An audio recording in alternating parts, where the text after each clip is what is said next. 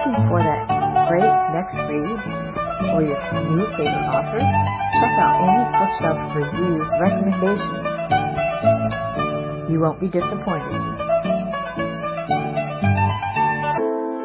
Welcome to Amy's Bookshelf Reviews podcast.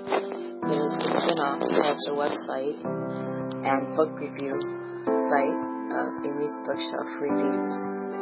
Amy's Bookshelf Reviews podcast is about book reviews, a writer's muse, a book's peruse, author interviews, and literary news. Welcome to the new year, where new things may happen with this. I hope you all enjoy, and thank you for listening. Good evening, listeners. I'm Amy, and welcome to Amy's Bookshelf Reviews podcast. Today we are joined by an author. Please introduce yourself and let the audience know how they can connect with you. Hello, Amy. Well, thank you very much for having me on. It's an honor. My name is Abdiel LeRoy, and my author name is that, or more often it's A. LeRoy. And I have been at this independent author business for, well, I guess since 2016 was when I published the first book. It is called Obama's Dream.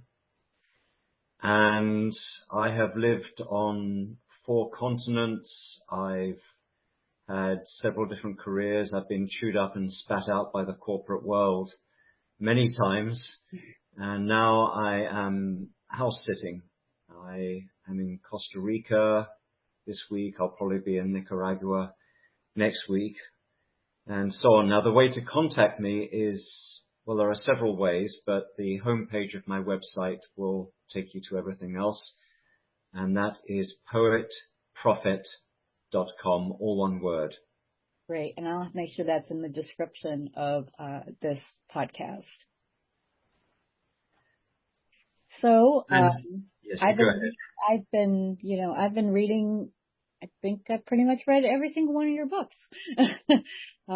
Yes, you have. You've been very steadfast, not only in reading them but in reviewing them too. So I've benefited from that greatly, and thank you very much. It's been over several years that we've been in contact. Yeah, and when I see you have something else coming out, or like I told you before the show, I do I read your newsletter. Now, I subscribe to probably thousands of authors' newsletters, and some of them are just stuff that I already know, but there are a select few that I actually will sit and take the time to actually read them or go to the website if there's more information. And yours is definitely, it's like at the top of my list to read. And I think I don't know. I was mentioning it before, and I talked about that you have been censored and I know it's been in various ways, and that doesn't sit well with me. As I mentioned, I believe that we all have the right to think what we want, say what we want, and give our opinion, because everybody has one, and you don't have to agree with it, but we have the right to say it as humans. And I'm not talking whether it's one country or another country or continent or wherever, but I think as human beings, we have that right. So I thank you for coming on my show, and I'd like you to share with my audience what your life has been like and what you've been writing, what you've been working on, and go from there. Yeah, well, you just laid out a whole lot of common sense. And what we've experienced, especially in the last several years, is that common sense has become vilified, censored, banned, shadow banned, and demonetized, and I have experienced all of those things. As an example, authors can run ads on Amazon, and I remember that overnight, Amazon UK just struck 60 ads that I was running on my book, The COVID Protocols, Upholding Your Rights in Authoritarian Times. So that's one of many, many examples I could cite. I lost an account on TikTok. I was running 2 other accounts, and the videos were being just struck over and over again. So it became a waste of time. It became an abusive relationship. I am not able to post to Rumble anymore. Now, of course, everyone knows that YouTube is highly censored and it's a surveillance tool. But a lot of the people who were on YouTube were instead going to Rumble. But even Rumble, it required me to enter my birthday in order to continue posting there, and it's none of their business. And so just reading the plain English text of the Bill of Rights, for instance, has become forgotten, much less upheld. So it has been narrowing the channels that I can communicate through. And as you observed, I was on a podcast with Richard Vobes in April. He's an English podcaster on YouTube, and he cut half of what we recorded, and he cut the most hard-hitting content. So that was frustrating for me, and I responded by writing a series of articles, which I have on my Substack now. So I have been writing in several genres, as you know. I've written poetry collections, I've written epic poetry. So an epic poem is something like Homer's Iliad or Homer's Odyssey or Virgil's Aeneid, Dante's Inferno. So these are grand. Amazing. What's that?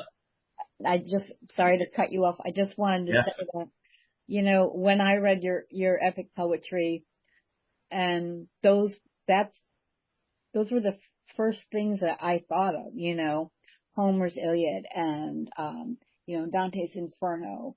And it was just, it just brought me back to those classics, because it's not, you know, it's not an easy task to write an epic poetry or things like that. I mean, I don't think I could undertake it, and I've written small poems, but I think that,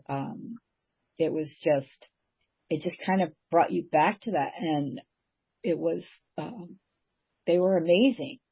And I liked just, you know, I think when I did that, I fell in love with your work no matter what it was. Because not only was, you know, prolific, and I think some people use that word incorrectly, but also that it just showed a level of intelligence and imagination and something and passion, I should say.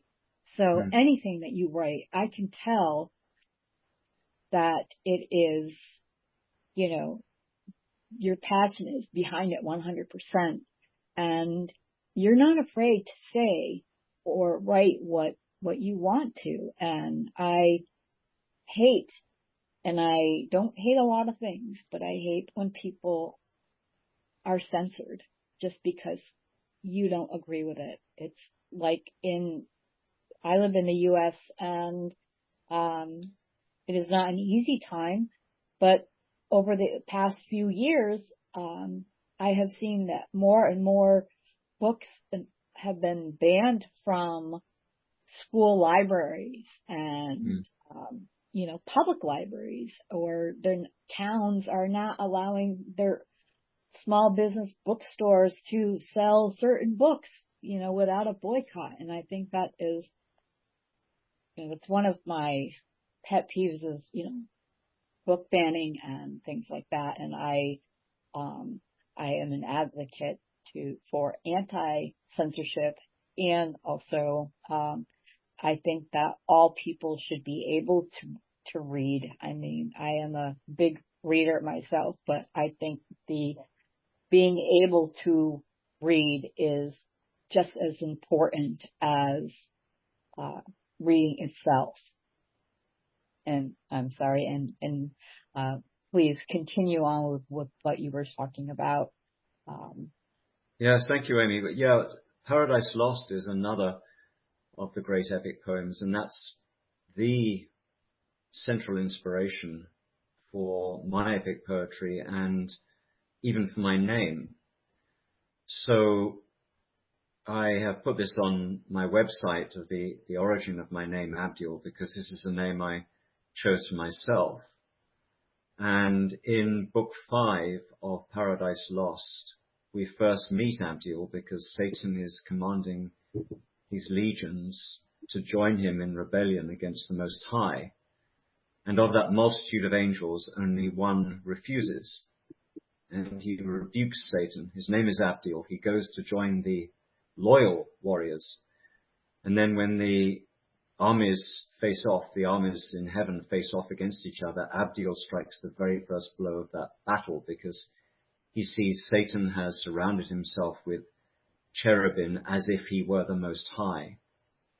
And this incenses him, and he strikes Satan with such force that 10 paces huge, Satan back recoiled, the 10th on bended knee. So his example was so inspiring that I changed my first name to his. And he is an example of being willing to be the sole voice among a chorus of approval for the official narrative or the lies. And when you talk about book bans, you reminded me of the first time I came across it starkly was when I heard that an Arizona school board had banned The Tempest from being shared. So yes, now as you said, I've written across several genres: epic poetry, poetry collections, novellas, and memoir. But the main genre recently has been non-fiction because I've been responding to the global tyranny horror show that has been unfolding over the last several years. And I suppose we can trace its roots much further back, even centuries and millennia. And there was an episode in Britain, this was in 1982, I think, where the British were exploiting the war over the Falkland Islands, what the British call the Falkland Islands, what the Argentinians call Las Malvinas. And I saw the Orwellian state beginning to assemble there, or I first became aware of it anyway, when they prosecuted Clive Ponting, a British civil servant, for spilling the beans and blowing the whistle on what then Prime Minister Margaret Thatcher was doing. And then we had the 9/11 stuff, the Patriot Act, and most recently the COVID, the medical tyranny. Yes, it was something that, when you're in it, you're at home, you're, sheltering in place, and basically it's like the world shut down and we were only hearing a few voices telling us what needed to be done, what was going on, what we needed to do. And, I just, you just didn't know what to believe, what was right, what was wrong. Even now, it's still out there. People are acting like, oh, it's just like the flu, but it's not. I had it. It's not just like the flu. And I had a mild case of it. And people are still dying from it. They're just not dying in droves like they were before.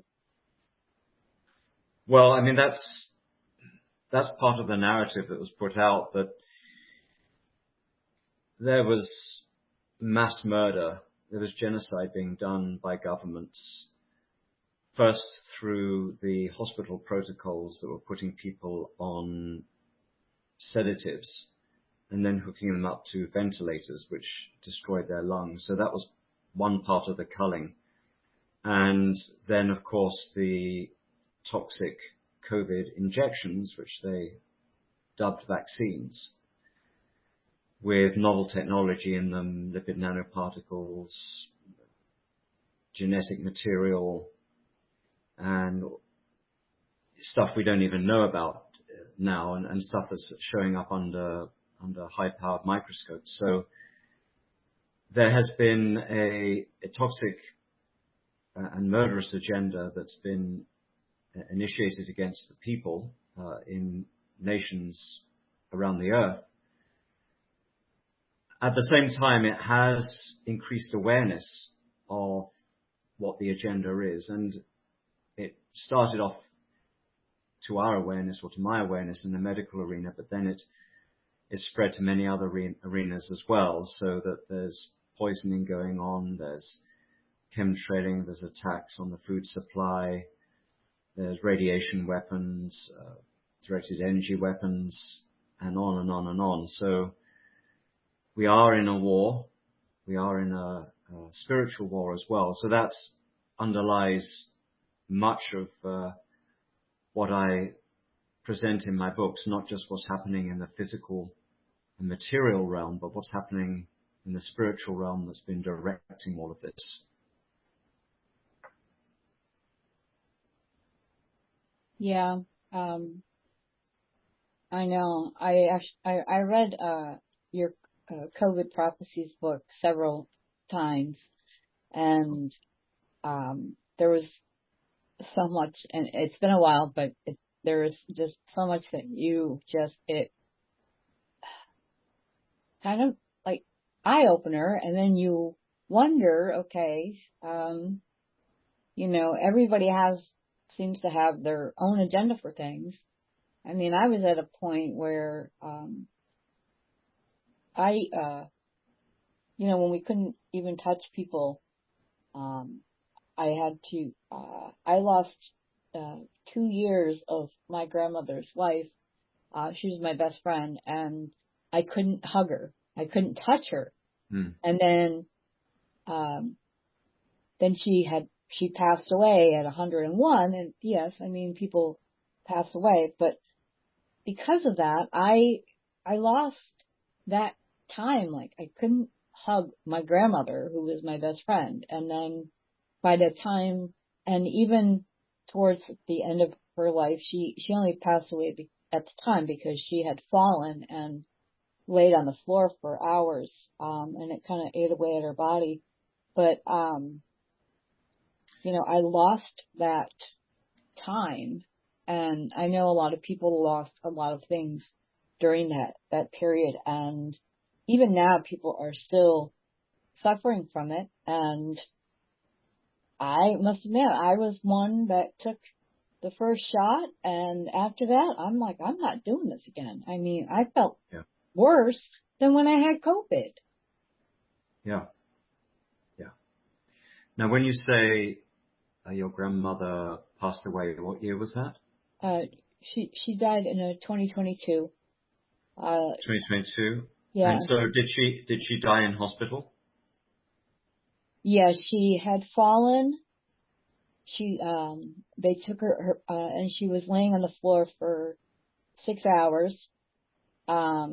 She couldn't reach her life support button, for them to come in. She lived with my aunt and uncle, but she was 98 pounds soaking wet, and what was left of her muscle poisoned her system. We couldn't touch because of her age, and I have a low immune system, so we were told, no, you can talk through masks and doors and screens, but you can't touch each other. Even if you wear gloves and you put on 50,000 masks, and so I lost all that time. And yeah, she was fine 1 minute. She told me she was fine. I talked to her on the phone. She was planning on going home the next day. The next day, she was in a catatonic state. and that was it.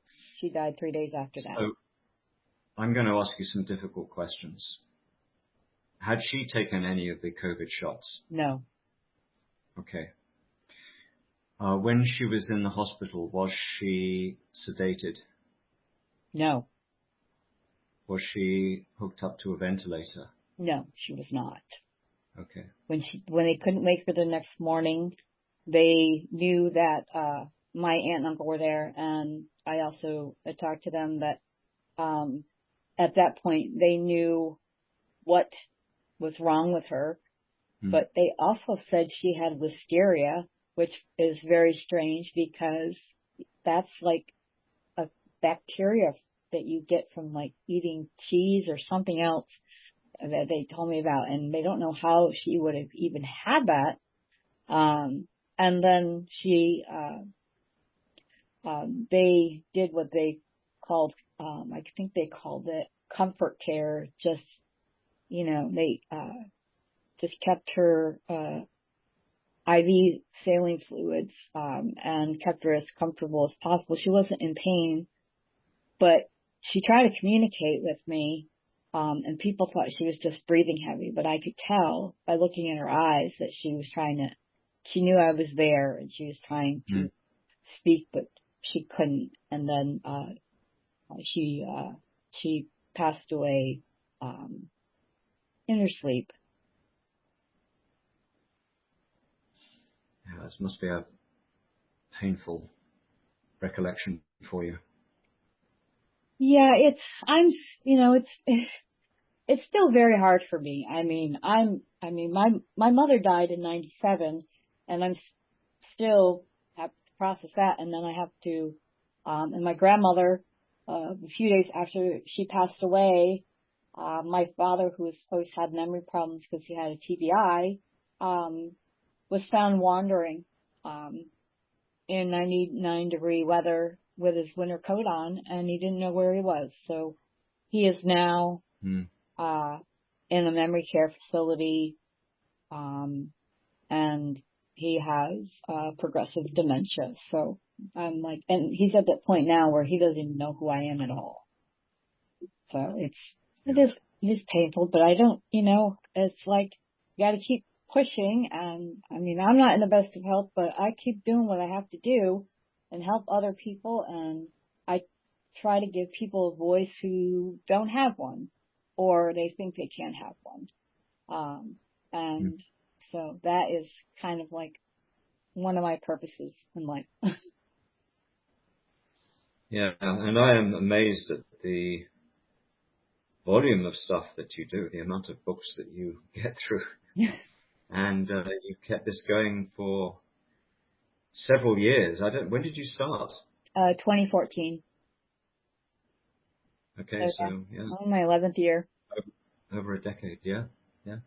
And that's just the reviews, because before that, there wasn't really a place unless you were a magazine or a newspaper for, posting reviews. You only got a review if, you were like a best-selling author. And I wanted to, because they finally did and gave us this outlet where we could post some reviews. And I've had trouble with Amazon where one day they just deleted all of my reviews. And I fought and fought to get them back. And it wasn't because I needed them back. It was because the authors that I wrote them for needed them back. And I think 98% of them were restored after a while. Yeah, I've heard many stories about Amazon. There was one time in particular where they were extremely vicious in culling reviews. And I remember the forums I was on as an independent author lamenting what was happening to their reviews, because it hurts. The hills we have to climb to get our books out and then to get them noticed. And it can take a lot of investment of time and effort to get attention to our books and getting reviews. And even when, as you know, some people who will pledge to do a review don't, Yeah. So when we have them as independent authors, it's a precious resource. And then if Amazon at the whim of an executive, or even worse, the whim of some algorithm decides to cull, then it can be extremely injurious. And I have been trying to build alternatives to Amazon. I'm not exclusive. I also have my books on Apple and Barnes and Noble and various other outlets. And I'm also selling paperbacks and ebooks directly now. Oh. So, and at a discounted price to what you would pay on Amazon, in order to try and wean us all off this highly monopolistic enterprise that Amazon is. Yeah, they just, when they first started, it was to sell books, and that was it. That was what they did. They sold books, and I thought at the time, I was like, wow, because I was able to buy books that I hadn't been able to find because they were out of print for so long. And I was able to work with that, which was great. But you're right too. There are people promising reviews and they don't follow through. I myself am an independent author, and I published my first book in 2005, well before Amazon, well before Google exploded. And I promoted my books with literal paper flyers that I would mail out or put on local bulletin boards when they still had bulletin boards. So, and even now I am more known for my book reviews than the books that I actually write. Yeah. I say that, I mean, you, as I said, you've been very steadfast, and you've always gone through. On some of my readers make casual promises, and I try not to do casual promises. I think I've probably broken a few too in my life. Or yeah, I'll let you know when I such and such, or I'll give you a call when, you know, Yeah.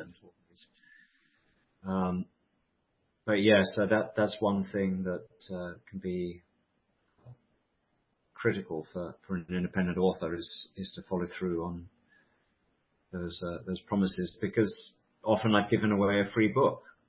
You can have the free ebook, and I can't hold a gun. But if they promised a review, I think it's only fair to follow up. Oh, I totally agree. And even books that I read for my own entertainment or research, you know, I write a review, and I don't care if the author has been dead 100 years or 1,000 years. I still, you know, write a review. And I think, you know, more people should realize that there are other people, there are authors out there, and we're not in competition as authors. We should be a community, and I am part of a great community of authors around the world. But there are still those that think that only their book is the best and only their book should be read. And then you read it and you're like, eh. And I've read some books that are bestsellers, and I'm like, who did you pay to become a bestseller? Did you have your father buy 1 million copies of your book? Because it's terrible. Yeah, I've noticed too that a very high error rate in some of the books published by the top 5 or top 6. I was pretty shocked.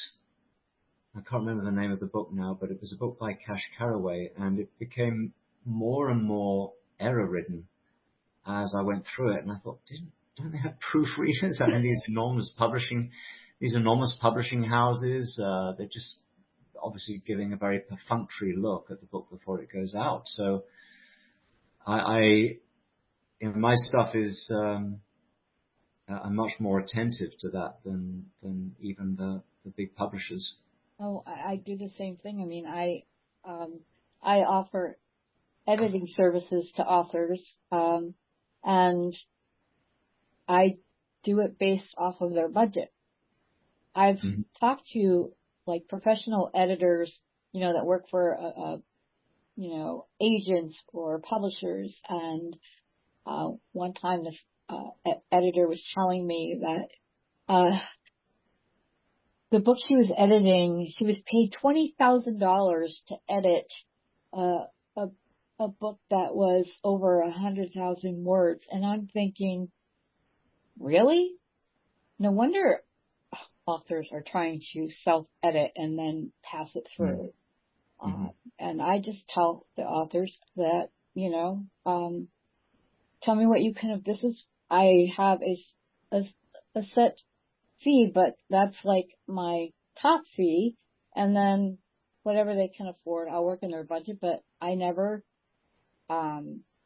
sacrifice quality, whether they paid me $5 or $500, so. I think it's very brave that you edit authors.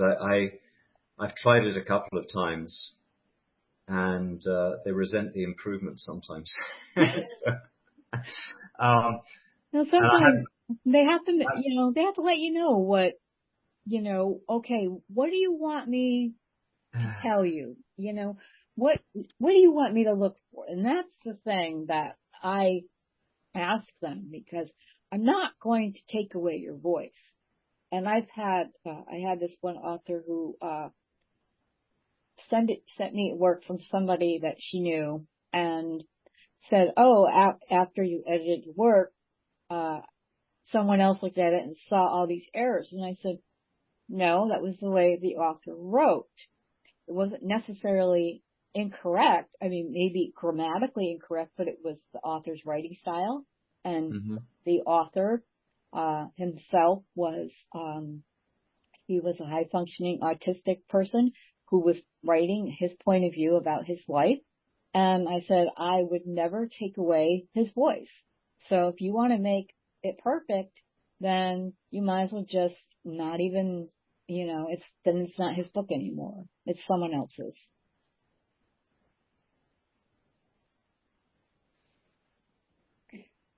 But I really, I want to thank you for being on the show, and I hope that I will be able to have you on again. I really do appreciate you taking the time.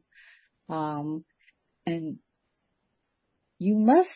don't you get tired moving from continent to continent?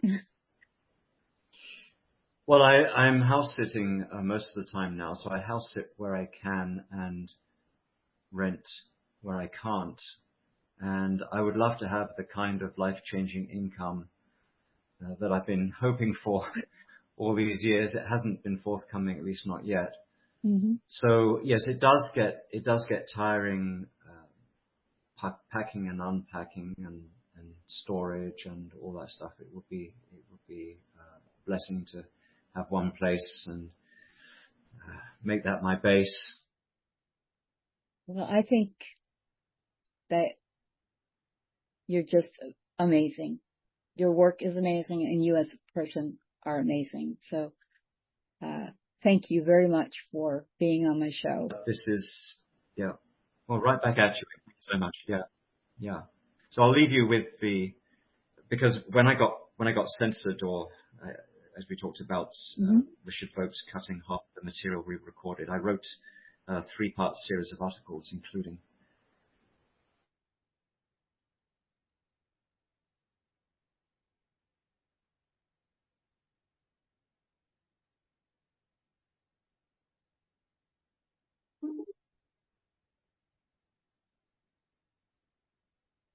I don't know if we lost connection or not.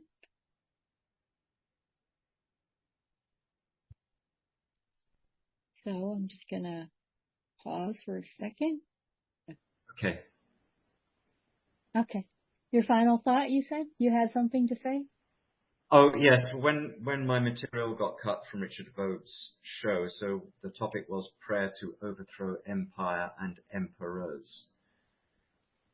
So as a response to that, I wrote a 3-part article that includes everything that I wanted to say but wasn't broadcast. And that's called Prayer to Slaughter Tyrants. So my Substack URL is poeti.substack.com. Great. Thank you. So, if you wish for you or your book to be on the show, go to amysbookshelfreviews.com/podcast. Thank you for listening. Be safe, be well, and always be kind. Thank you for listening to Amy's Bookshelf Reviews. If you are looking to be on the podcast or looking for a book review, you can go to amysbookshelfreviews.com and look for the appropriate navigational menu. Again, thank you all for listening and being a supporter of this podcast and of the Amy's Bookshelf Reviews professional reviewers of books and audiobooks. Thank you all. Be safe and be well.